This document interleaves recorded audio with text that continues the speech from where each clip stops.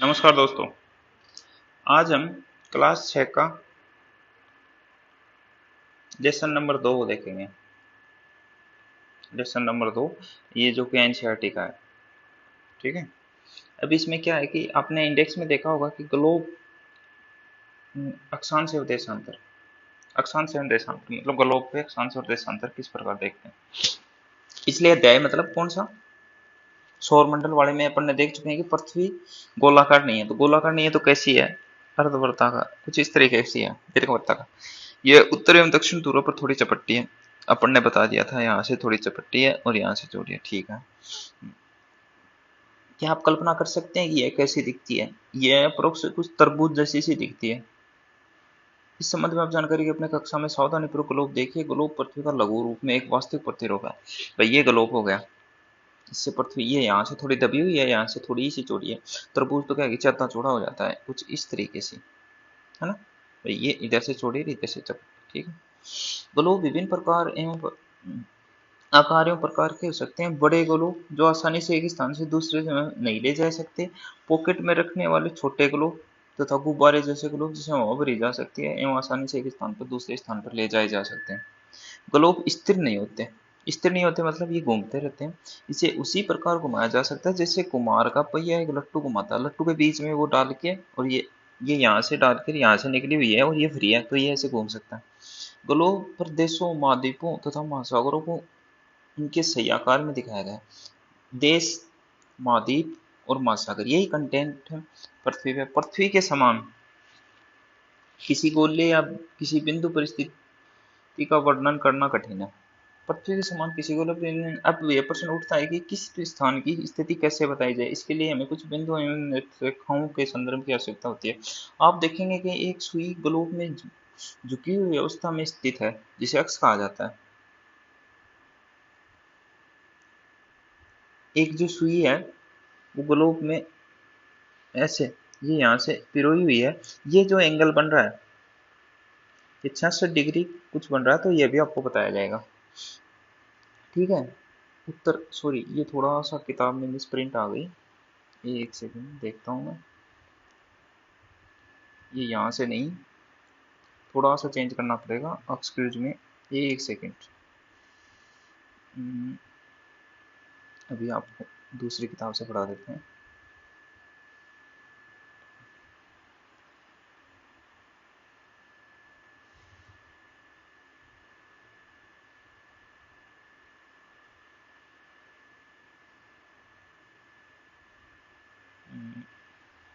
और डिस्टर्बेंस के लिए सॉरी। ये यहाँ से देख लीजिए आप कि आप देखेंगे कि सुई ग्लोब में झुकी अवस्था में स्थित होती है जिसे अक्ष कहा जाता है। ये अक्ष हो गया। ठीक है।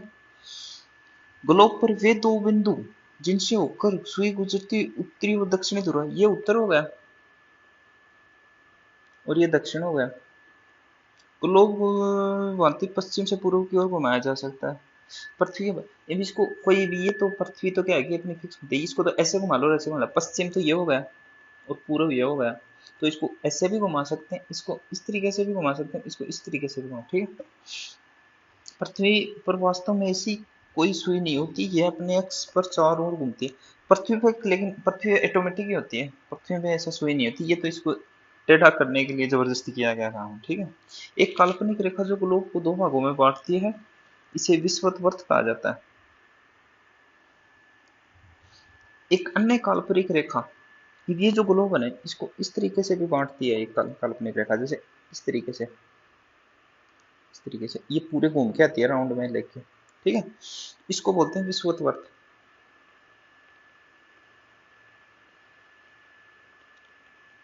ठीक है। पहला क्या है, विषुवत। पृथ्वी के उत्तर में स्थित आधे भाग को उत्तरी गोलार्ध और नीचे आधे भाग को दक्षिणी गोलार्ध कहते हैं। ठीक है। अब जैसे देखो ये विषुवत हो गया। अब इसमें नीचे वाला पार्ट दिख नहीं रहा, यहाँ पे सीधा दिखेगा। ये तो उत्तरी गोलार्ध हो गया विषुवत के उत्तर का, तो और ये इसके दक्षिणी गोलार्ध। ठीक है। हो गया। ये दोनों बराबर के आधे भाग में होते हैं, मतलब ये बिल्कुल 0 डिग्री पे होती है विषुवत जो होती है। इसको विषुवत भी बोलते हैं, इसको भूमध्य रेखा भी बोलते हैं। भूमध्य रेखा भी बोलते हैं इसको। ठीक है, अक्षांशों को इसके बाद में इसका इस प्रकार विषुवत पृथ्वी पर एक काल्पनिक वर्त बनाती है। काल्पनिक वर्त अपने आप ही बनाती है। कोई भी अपन गोल चेंज के जैसे बॉल है उसके राउंड चारों ओर रस्सी बांध देते हैं तो वो एक वर्त टाइप ही तो हो गया, और बॉल अपने आप में गोला हो गई। तो और वो अपने उसको दो भागों में भी बांट देती है। पर, यह पृथ्वी पर विभिन्न स्थानों को स्थिति बताने में सबसे महत्वपूर्ण संदर्भ बिंदु है। भाई जैसे कहीं यहाँ से एक तो यहाँ इसको जाना तो यहाँ से 40 डिग्री करके लिए, तो ये एक प्रकार से लैंडमार्क भी हो गया। विषुवत से ध्रुव तथा तक स्थित सभी समांतर वर्तों को अक्षांश कहते हैं। अब विषुवत के जो पैरेलल चलते हैं ना, ये वाले वर्त, ये हो गए अक्षांश। ऊपर यही तो है अक्षांश और देशांतर। तो जो अक्षांश का कॉन्सेप्ट है वो विषुवत से निकल के आया कि विषुवत के समानांतर जो और रेखाएं चलती हैं उनको अक्षांश वर्त कहा जाता है। विषुवत होता है वो पृथ्वी के बिल्कुल मध्य में एक काल्पनिक रेखा को विषुवत कहा गया। हालांकि अक्षांश रेखाएं भी काल्पनिक ही होती हैं। विषुवत शून्य अक्षांश को दर्शाता है, जो कि मैंने आपको बता दिया। क्योंकि विषुवत के दोनों तरफ ध्रुवों के बीच की दूरी पृथ्वी के चारों ओर वर्त का 1/4 है। विषुवत वर्त के दोनों तरफ ध्रुवों के बीच की दूरी पृथ्वी के चारों ओर के वर्त का 1/4 है। अतः इसका माप होगा 360 डिग्री। समझ रहे हो भाई? जैसे ये 0 डिग्री हो गई, 0 से अपन ऊपर की तरफ चलते हैं, ऊपर की तरफ, तो ये यहाँ से ये 80 डिग्री, और ये यहाँ पहुंचते पहुंचते 90 डिग्री हो गई। ठीक है, और ऐसे ही यहाँ पहुंचते पहुंचते 90 डिग्री हो गई। तो ये अपने आप में 1/4 है।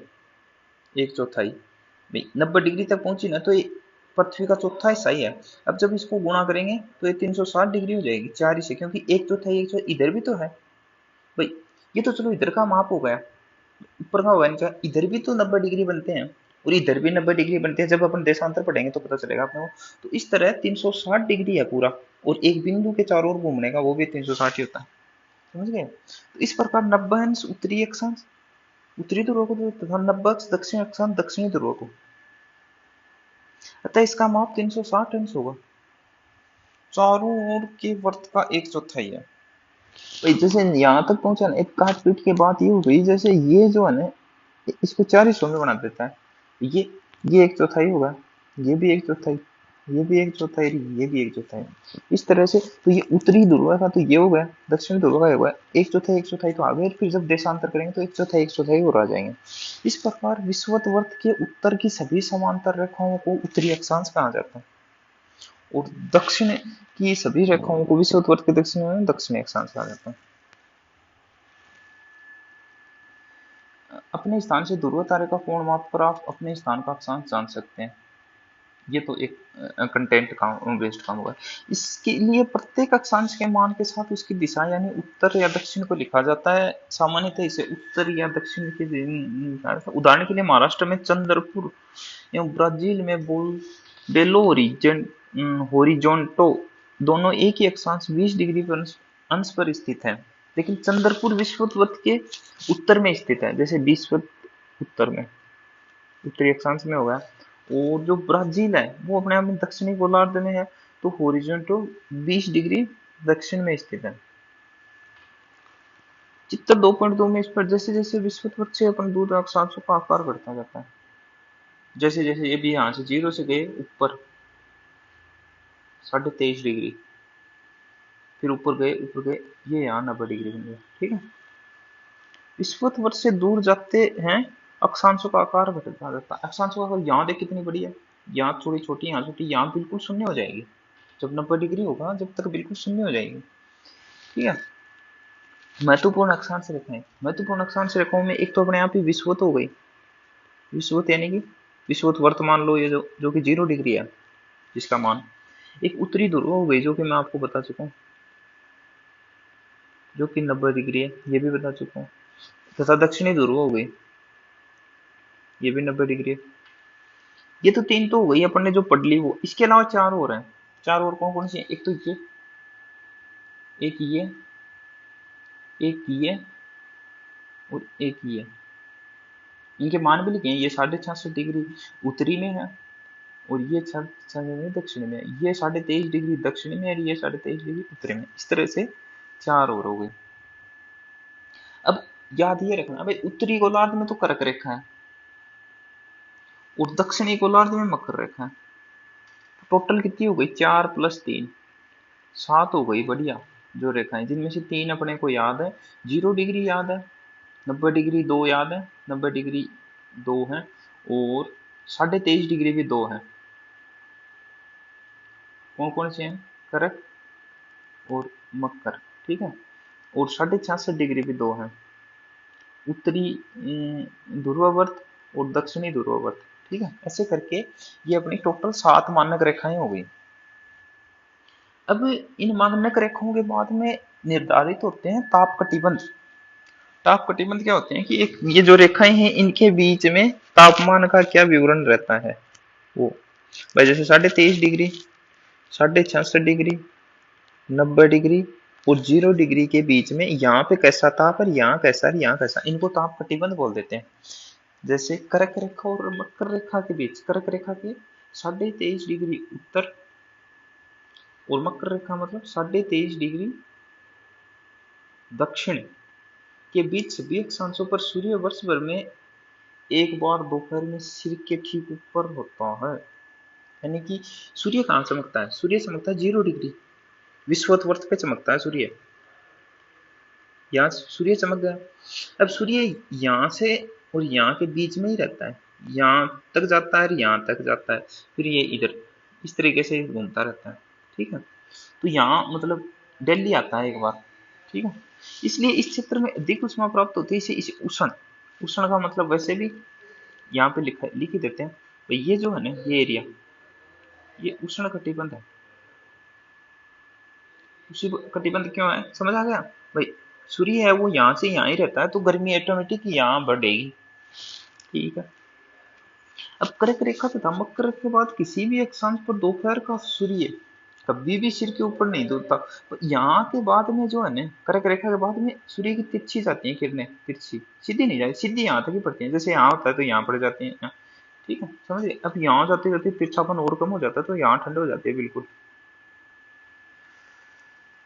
तथा दक्षिणी गोलार्ध में वक्र रेखा, कहने का मतलब जो सूर्य की जो एक निर्धारण रेखा समझ लो इनको, कर्क रेखा और मकर रेखा, इनसे आगे सूर्य क्रॉस करता ही नहीं है। दक्षिण में तो इससे आगे नहीं जाता और उत्तर में इससे आगे नहीं जाता। तो जो तिरछी होती है इस प्रकार उत्तरी गोलार्ध में कर्क रेखा, मकर रेखा, दक्षिणी ध्रुव के बीच वाले क्षेत्र का तापमान मध्यम रहता है। अब जैसे सबसे गर्म यहाँ का हो गया, अब सूर्य का तिरछापन यहाँ पड़ना शुरू हो गया, तो इतना यहाँ तो बहुत ठंड हो जाती है, शीत हो गया यहाँ तो, और यहाँ थोड़ी कम होती है। इससे तो कम, इससे तो कम और इससे ज्यादा गर्मी रहती है, तो यहाँ शीतोष्ण, शीत और उष्ण का मिक्सअप होता है, शीतोष्ण हो गया। वही बात यहाँ लिखिए, शीतोष्ण कटिबंध। ठीक है। ये कटिबंध दो दो होते हैं भाई। उष्ण कटिबंध है ना, वो तो होता है एक, क्योंकि वो तो है ना उत्तर को दक्षिण को शामिल में बन रहा है। इसके अलावा शीतोष्ण भी दो होते हैं, एक तो उत्तर में बनेगा शीतोष्ण और एक दक्षिण में बनेगा। अब उत्तरी गोलार्ध में उत्तरी ध्रुववर्त और उत्तरी ध्रुव तथा दक्षिणी गोलार्ध में दक्षिणी ध्रुववर्त तथा दक्षिण दोनों के बीच के संदर्भ में ठंड बहुत होती है, इसलिए इसको शीत कटिबंध कहते हैं। अब ये बन गया शीत कटिबंध।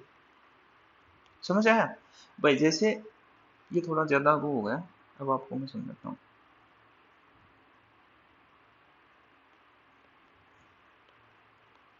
अब जैसे ये देखो, ये सबसे ज्यादा ठंड होती है तो शीत कटिबंध। वो ये सूर्य तो यहीं रुक गया, यहाँ तक आया फिर रुक गया। ये थोड़ी यहाँ तिरछापन थोड़ा तो जा ही रही है किरणें, तो यहाँ हो जाएगा शीतोष्ण। और ये जो है ना, दक्षिण में सेम सिस्टम हो गया भाई। सूर्य यहाँ तक आया, यहाँ तो हो गया शीतोष्ण और यहाँ हो गया शीत, और ये दोनों का मिक्सअप है, इसलिए इसको बोलते हैं उष्ण कटिबंध। ठीक है। अब आप ये मैप ही बना लो हो सके तो भाई, ये ऐसे राउंड में ऐसे बना लेना। जैसे भाई ये बना लिया, 0 डिग्री डाल दी, इसको जिस तरह से मत बनाना, यहाँ पे 23.5 डाल देना, यहाँ पे 66.5 डाल देना, ऐसे ही यहाँ पे 23.5 डाल देना, यहाँ पे 66.5 डाल देना। अब इनको दूसरे पेन से कर लेना, जैसे ये लाल करोगे तो इसको उष्ण लिख दो कटिबंध। इसके बाद में इसको ब्लैक कर लो, इसको शीतोष्ण लिख दो। इसके बाद में ये ब्लू रख लो, इसको शीत रख लो। ऐसे करके आपको एक समझने के हिसाब से इस तरह से बना लो मैप। ठीक है। अब देश अक्षांश का लगभग काम हो गया। अक्षांश में 7 तो मानक रेखाएं 7 थी, जो कि आपको जबानी याद हो गई होंगी। 7 में से दो दो तो हैं, दो दो तो कौन कौन सी हैं? उत्तरी ध्रुव और दक्षिणी ध्रुववर्त, और एक 90 डिग्री वाली दो, एक 90 डिग्री उत्तरी, एक 90 डिग्री दक्षिणी। ठीक है। इसके बाद करक और मकर हो गई। अच्छा, दो दो का सेट तो ये हो गए, दो और दो और दो और एक, वो मगर विस्वत हो ही गई भाई। 1 2 3 4 5 6 7 आ गई समझ? ठीक है। इसमें अक्षांश में फिलहाल के हिसाब से कटिबंध और ये दो ही बातें आपको याद रखनी है। ठीक है। अब क्लास बड़ी हो रही है, इसलिए अपने को क्या करना है कि अक्षांश को अलग और देशांतर का चैप्टर अपन अगली क्लास में देखते हैं, अदरवाइज अपनी क्लास बड़ी हो जाएगी। धन्यवाद।